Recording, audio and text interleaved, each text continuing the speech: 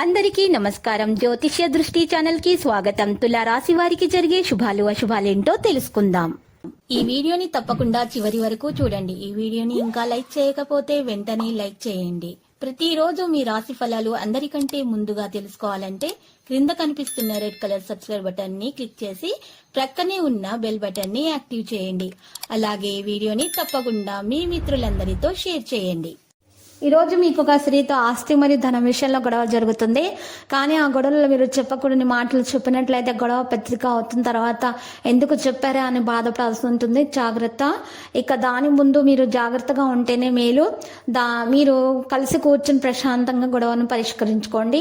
వివిధ సమావేశాల్లో చురుగ్గా పాల్గొంటారు. పాత మిత్రులను కలుసుకొని కష్ట సుఖాలు పంచుకుంటారు. నేర్పుతో శత్రులను సైతం ఆకట్టుకుంటారు. ఆశ్చర్యకరమైన విషయాలు తెలుసుకుంటారు.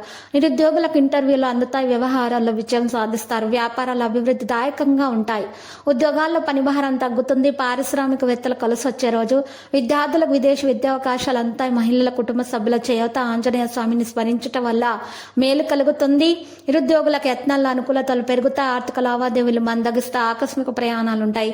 బంధువులతో విభేదాలు రాకుండా చూసుకోవాలి. వ్యాపారాల లాభాలు కనిపించవు, కానీ వ్యాపారాల లాభాలు మాత్రం ఉంటాయి. ఉద్యోగులకు పనిభారం పెరుగుతుంది. పారిశ్రామిక రాజకీయవేత్తల కొత్త సమస్యలు ఉంటాయి. మహిళలకు ఆస్తి వివాదాలు. ఇటువంటి పరిస్థితుల్లో ఉన్నవారు ఎరుపు రంగు దుస్తులను దానం చేసి నరసింహస్వామి స్తోత్రాన్ని పఠించడం ద్వారా మేలు కలుగుతుంది. కార్యక్రమాలు సకాలంలో పూర్తి చేస్తారు.